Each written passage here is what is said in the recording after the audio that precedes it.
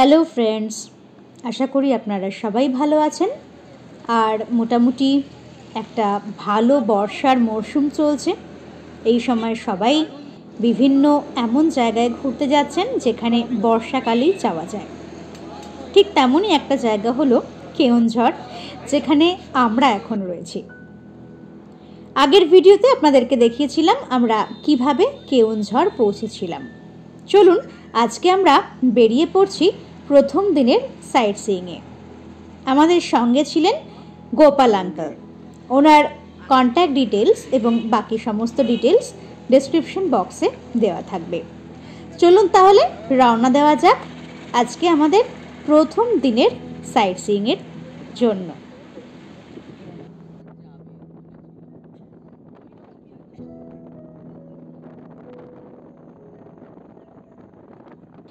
একদম প্রথমেই আমরা চলে গিয়েছিলাম বলদেবজিউ মন্দিরে। কেওনঝড়ের এই বলদেবজিউ মন্দির একটা প্রাচীন মন্দির, যা ভগবান বলরামের উদ্দেশ্যে উৎসর্গীকৃত। এটি ভঞ্জ রাজবংশের রাজা লক্ষ্মীনারায়ণ ভঞ্জ ওনার পৃষ্ঠপোষকতায় নির্মিত হয়েছিল।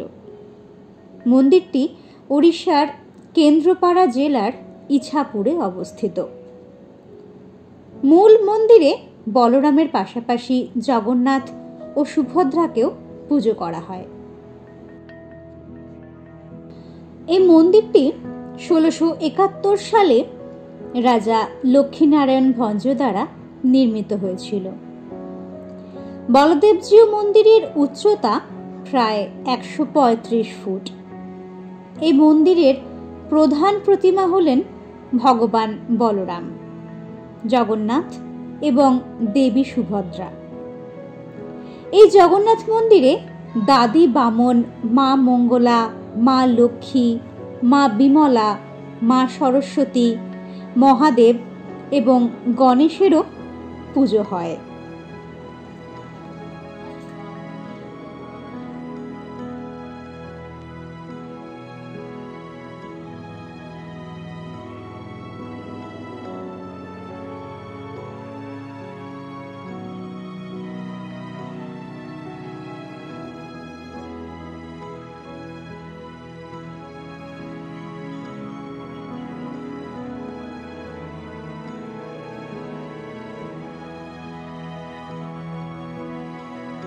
রথযাত্রা হলো এই বলদেবজিউ মন্দিরের প্রধান উৎসব। এটি ওড়িশার সবচেয়ে জনপ্রিয় জগন্নাথ মন্দিরগুলির মধ্যে একটি। এই স্থানটি তার মনোরম মন্দিরের জন্য হাজার হাজার দর্শনার্থী এবং তীর্থযাত্রীদের আকর্ষণ করে। বলদেবজিউ মন্দিরে পর্যটক এবং ভক্তদের জন্য অন্যতম শীর্ষ গন্তব্যস্থল। এই মন্দিরটি অত্যন্ত শান্ত পরিবেশ প্রদান করে। এর ঐতিহাসিক এবং সাংস্কৃতিক গুরুত্ব এটিকে ওড়িশায় আসা তীর্থযাত্রী এবং পর্যটকদের জন্য একটি প্রধান আকর্ষণ করে তোলে। বলদেবজিউ মন্দির দেখার পর আমরা সামনের দিকে এগিয়ে চলতে লাগলাম। সামনের দিকে দেখুন একটি মন্দির দেখা যাচ্ছে।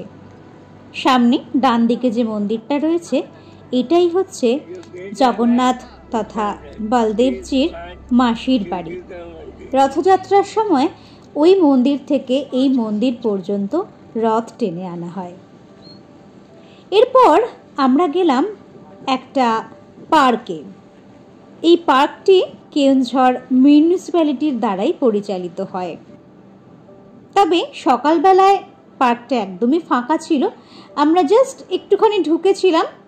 কিন্তু বিকালবেলায় এই পার্কটা দেখতে আরও অনেক বেশি সুন্দর লাগবে বলে আমরা গোপাল আঙ্কেলকে বললাম বিকালে আমাদের এখানে আরও একবার নিয়ে আসতে।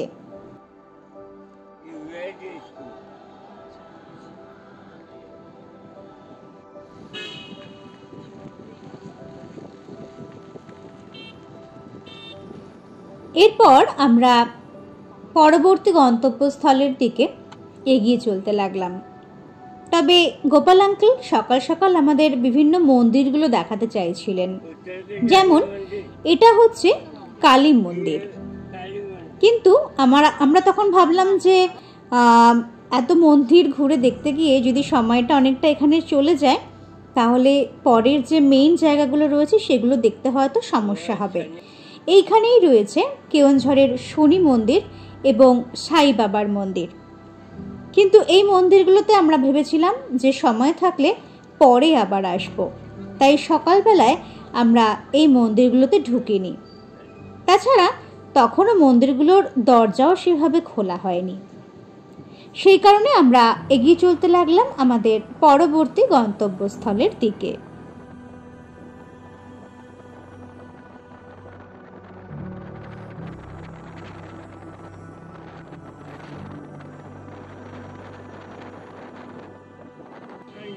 সামনে ডান দিকে যে পুকুরের মাঝখানে মন্দিরটা দেখছেন, এটা হচ্ছে কেওনঝড়ের জল মন্দির। তবে এটা দূর থেকেই দেখতে হয়, ভেতরে গিয়ে দেখার কোনো অবকাশ নেই। এরপর পাশে যেটা দেখছেন এটা কেওনঝড়ের রাজবাড়ির ভগ্নাবশেষ বলা যেতে পারে। গোপাল আঙ্কেল আমাদের সমস্ত কিছু বুঝিয়ে বলছিলেন। মানুষ হিসেবে উনি খুবই ভালো, আর ততটাই ভালো কিন্তু ওনার গাড়ি চালানোর হাত। তবে হ্যাঁ, বয়স হয়েছে, তাই ওনার পক্ষে খুব দ্রুত কাজ করা একটু অসুবিধার।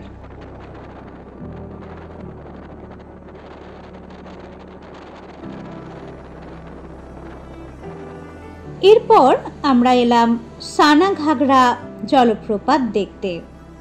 এখানে প্রবেশের জন্য টিকিট কাটতে হয়।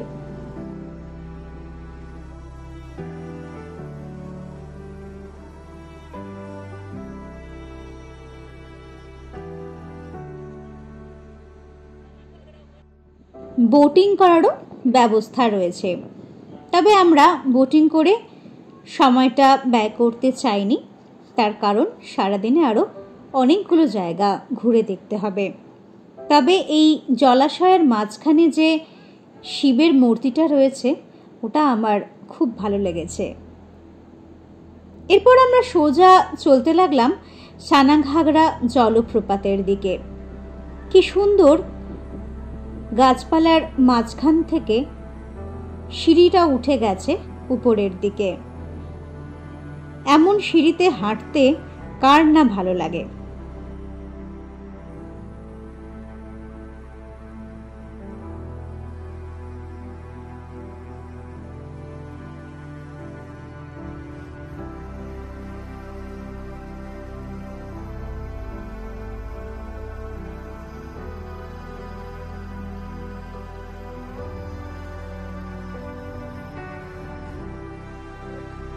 সব মাই মিলে বেরিয়ে পড়েছি, সানাঘাগরার কাছে চলেও এসেছি।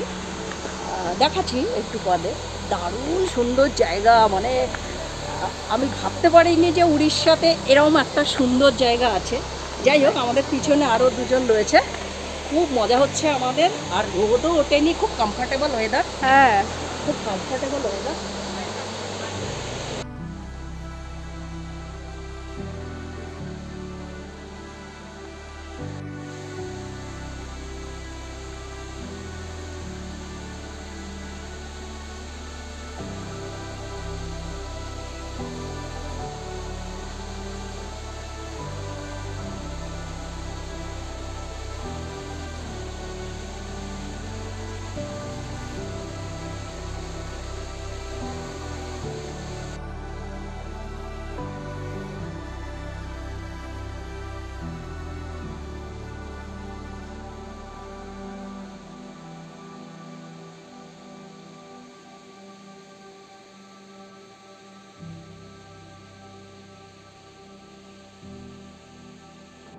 সানা কথাটার অর্থ হলো ছোট এবং ঘাগরা কথাটার অর্থ জলপ্রপাত।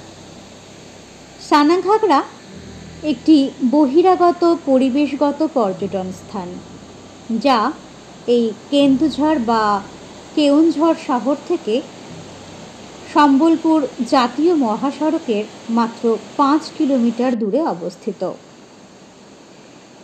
সান মাচাকান্দানা নদী পাহাড়ের মধ্যে দিয়ে ধীরে ধীরে বয়ে গেছে এবং মনোমুগ্ধকর সৌন্দর্যে প্রাকৃতিক জলপ্রপাত তৈরি করেছে।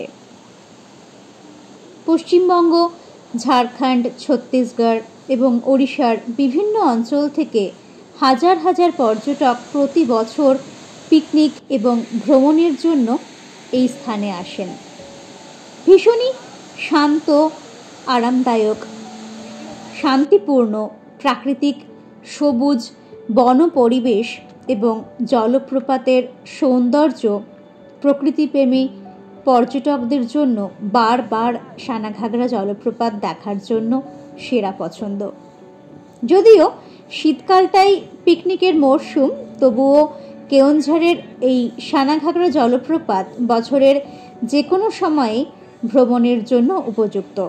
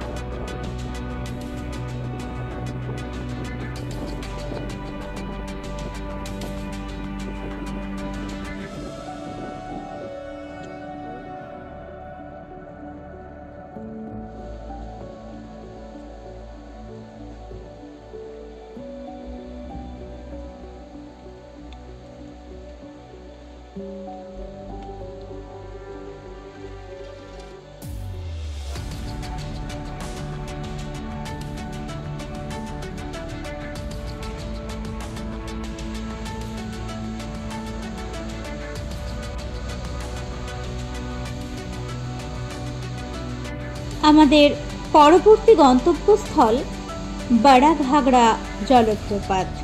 বড়াঘাগরা কেন্দুঝড় বা কেওনঝড় জেলার সদর দপ্তর থেকে 9 কিলোমিটার দূরে অবস্থিত। এটি সানাঘাগরা জলপ্রপাতের থেকে 3 কিলোমিটার ভাটিতে অবস্থিত। এই জলপ্রপাতটি জলের একটি চিরস্থায়ী উৎস হওয়ায় নদীর ভাটিতে একটি বাঁধ নির্মিত হয়েছে। পরবর্তীতে আমরা যাব সেই বড়াঘাগরা বাঁধ দেখার জন্য।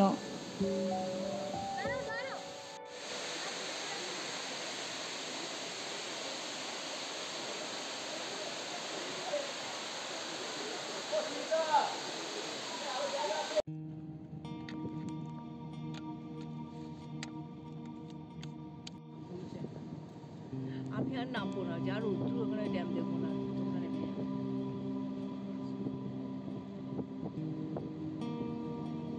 সেভাবে উপর থেকে দেখাতে হবে। সাসারামটা এরকম ধরনের আরেকটা।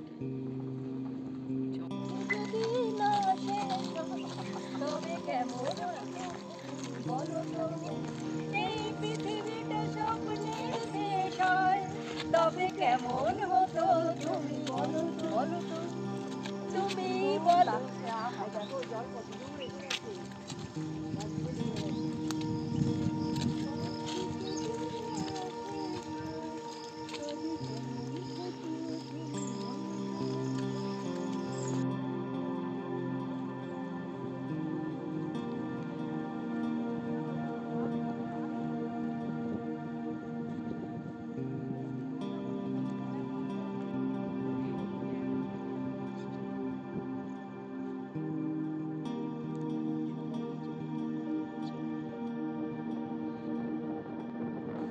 বড়ঘাগরা ড্যাম দেখার পর আমরা চলতে লাগলাম আমাদের পরবর্তী গন্তব্যস্থলের দিকে।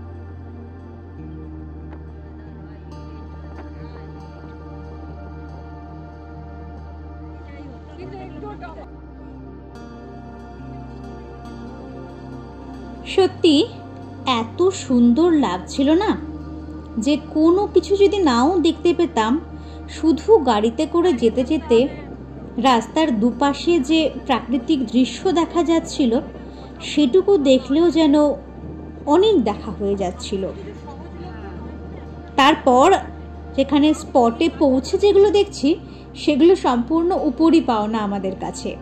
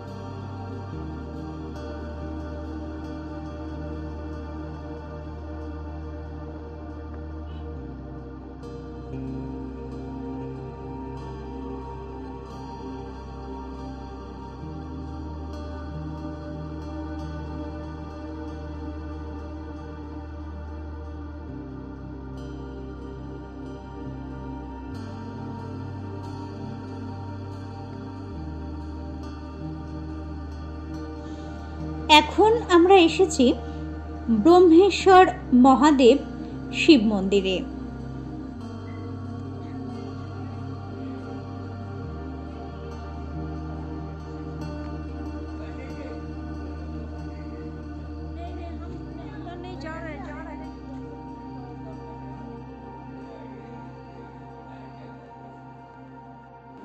তবে খেয়াল রাখবেন এখানে কিন্তু প্রচণ্ড বাদরের উপদ্রব, মানে হাতের থেকে যে কোনো কিছু যে কোনো মুহূর্তে কিন্তু ছিনিয়ে নিয়ে চলে যেতে পারে। আঙ্কেল আমাদেরকে বলছিলেন যে এই যে জলটা রয়েছে কুণ্ডে, এটাও নাকি বৈতরণী নদীরই জল।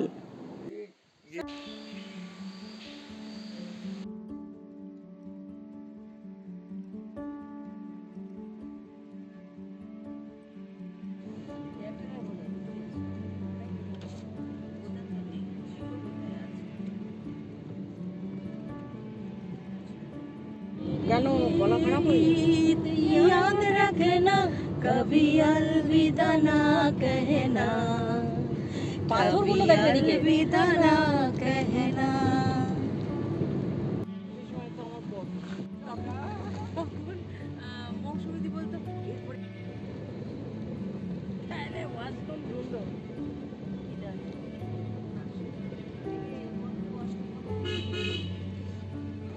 এবার আমরা এসেছি গৌনাসিকা বা গুপ্ত গঙ্গা মন্দিরে। বলা হয় এই মন্দিরে উপরে একটা গরুর নাকের ভেতর থেকে যে জলটা বেরিয়ে আসছে সেই জল থেকেই নাকি বৈতরণী নদীর উৎপত্তি হয়েছে। বর্তমানে সেখানে ছবি বা ভিডিও তোলা একেবারেই বারণ, তাই সেটা আমি আপনাদের দেখাতে পারলাম না। গৌনাসিকা দর্শন করে নামতে নামতেই বৃষ্টি শুরু হয়ে গেল। ওখানের বৃষ্টিটা কিন্তু বেশ ভালো, মানে এই হলো আবার সঙ্গে সঙ্গে থেমে গেল, তার পরক্ষণেই রোদ উঠে গেল। আমাদের এখানের মতো নয় যে ঘন্টার পর ঘন্টা ধরে টিপ টিপ টিপ টিপ করে হয়েই চলেছে। আকাশে সর্বক্ষণ মেঘ ভাসছে, যেখানে সেখানে যখন তখন দু এক পশলা বৃষ্টি হয়ে যাচ্ছে, আর চারপাশটা আরো সুন্দর সতেজ ঝকঝকে আর সবুজ হয়ে উঠছে।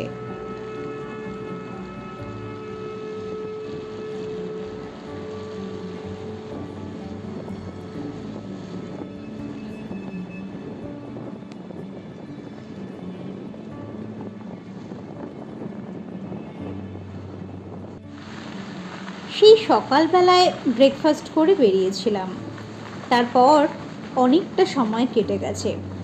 প্রত্যেকেরই এখন পেটে মোটামুটি ছুঁচোয় ডন দিচ্ছে, তাই সবাই ভাবছি এবার লাঞ্চটা সেরে নিলেই হয়।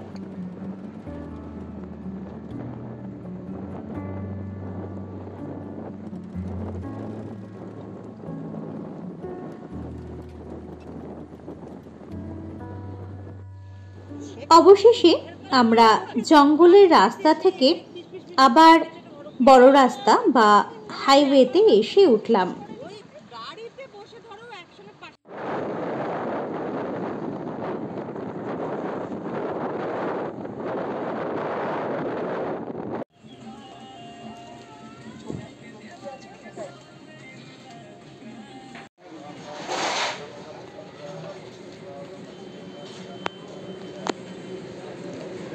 আমরাও খেতে ঢুকলাম, আর তারপরেই মুষলধারায় বৃষ্টি শুরু হলো।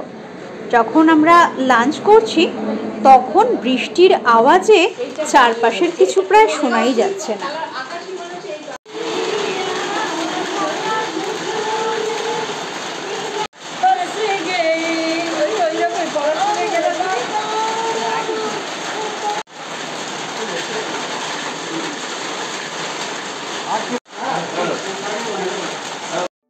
খাওয়া দাওয়া সেরে আবার রওনা হলাম আমাদের আজকের শেষ আকর্ষণ বা গন্তব্যস্থলের দিকে।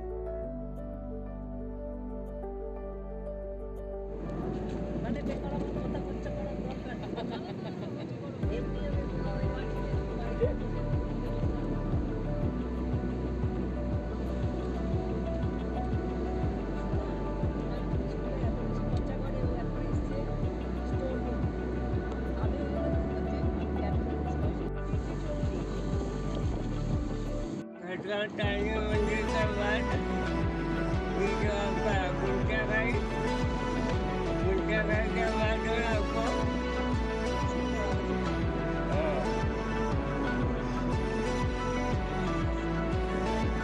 मुझे स्लीपर में नहीं जाना, मुझे सीट में ही जाना है। नहीं बोल रहे हैं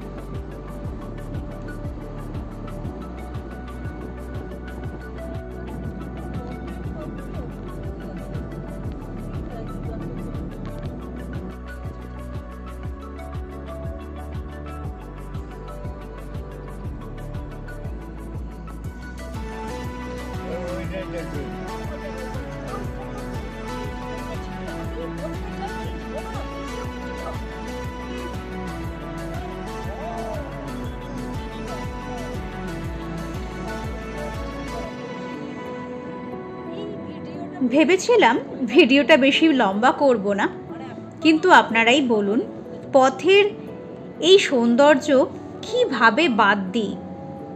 আগেই বলেছি না যে মেইন স্পটগুলোর থেকে এই যে চলার পথের সৌন্দর্যটা, এটাই আমাকে আরও বেশি আকর্ষণ করেছিল।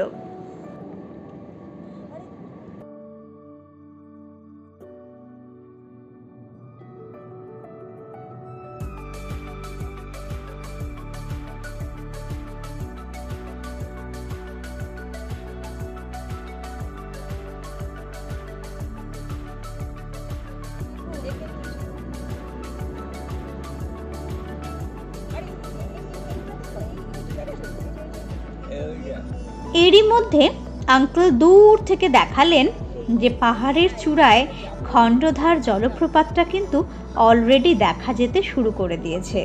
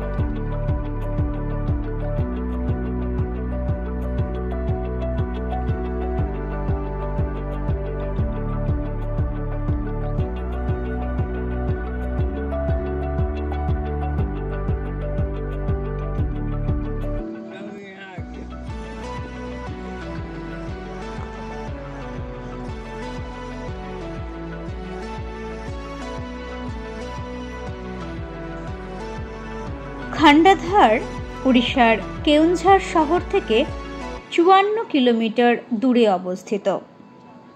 এই জলপ্রপাতটি খণ্ডধর পাহাড়ে অবস্থিত, যা কেওনঝাড় জেলার আংশিকভাবে অবস্থিত পাহাড়গুলির মধ্যে একটি। পাহাড়ের বিপরীত দিকে একই নামের আরও একটি জলপ্রপাত রয়েছে, সেটির নামও এই একই। বলা হয় এই জলপ্রপাত পর্যন্ত পৌঁছানোর জন্য 735টি সিঁড়ি অতিক্রম করতে হয়। তবে সিঁড়ির ধাপগুলি কিন্তু খুবই ছোট ছোট, মানে খুব যে কষ্ট হয় ওঠার সময় এমন ব্যাপার কিন্তু নয়।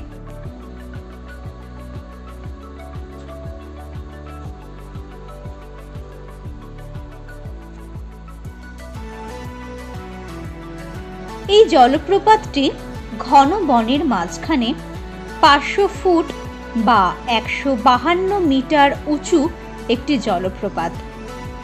পাথরের উপর দিয়ে জলধারা নেমে আসার ফলে এটির চেহারা ধোঁয়ার মতো হয়ে ওঠে।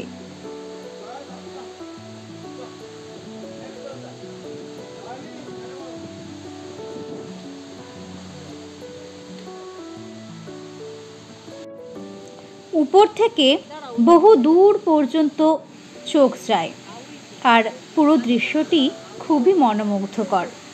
সত্যি কথা বলতে এই জলপ্রপাতটা ছেড়ে আসতে ইচ্ছে করছিল না, কিন্তু কি করা যাবে, আবার ফিরতেও তো হবে। তাই মোহমায়া কাটিয়ে আবার ফিরে চললাম শহরের দিকে।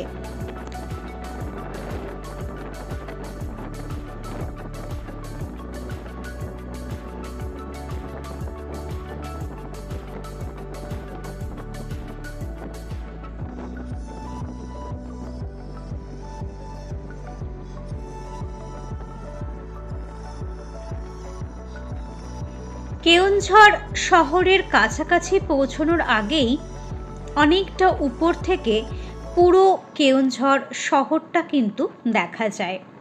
আমাদের গোপাল আঙ্কেল একটা খুব সুন্দর জায়গায় গাড়িটা দাঁড় করালেন, যেখান থেকে পুরো কেওনঝড় শহরটা দেখা যায়।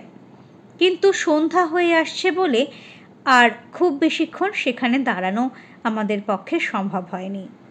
তবুও যে সুন্দর দৃশ্যটা দেখেছিলাম সেটাই আপনাদের সামনে তুলে ধরছি।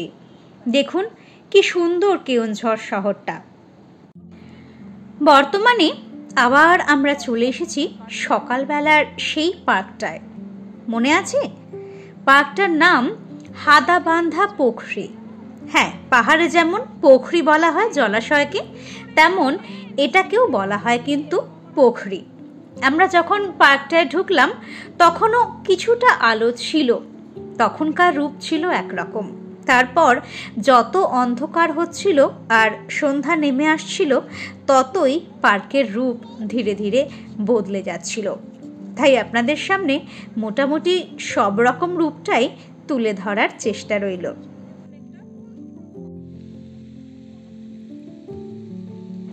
এই পার্কটি কেওনঝড় মিউনিসিপ্যালিটির অধীনে রয়েছে। গেট থেকে ঢোকার সময় 10 টাকা দিয়ে টিকিট কাটতে হয়। তবে কোনো ফিজিক্যাল টিকিট এক্ষেত্রে দেওয়া হয় না, একটা কিউআর কোড গেটে ঝোলানো রয়েছে। সেই কিউআর কোডেই অনলাইনে পেমেন্ট করে দিতে হয়, আর টাকাটা সরাসরি কেওনঝড় মিউনিসিপ্যালিটির অ্যাকাউন্টে চলে যায়।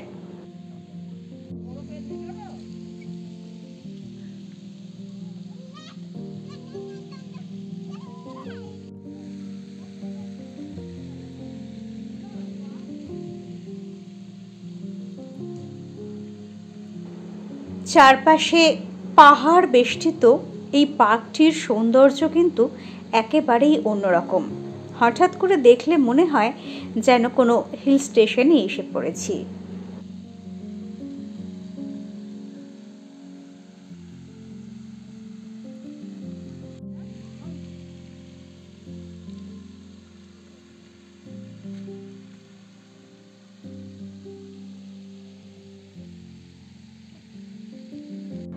দেখুন সন্ধ্যার অন্ধকার নামার সাথে সাথে পার্কের রূপ কিভাবে বদলে গেল।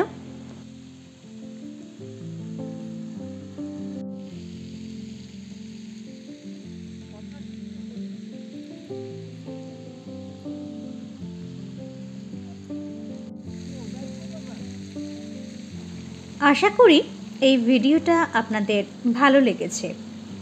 এই ভিডিওতে আমরা কেওনঝড়ে প্রথম দিন যতটুকু দেখেছিলাম পুরোটাই তুলে ধরলাম। এরপর দ্বিতীয় দিনের সাইট সিইংয়ে যে জিনিসগুলো আমরা দেখেছিলাম সেগুলো নিয়ে পরবর্তী ভিডিওতে খুব তাড়াতাড়ি আবার আপনাদের কাছে ফিরে আসব। অনুরোধ রইল চ্যানেলটা সাবস্ক্রাইব করে নেবেন। অনেক ধন্যবাদ।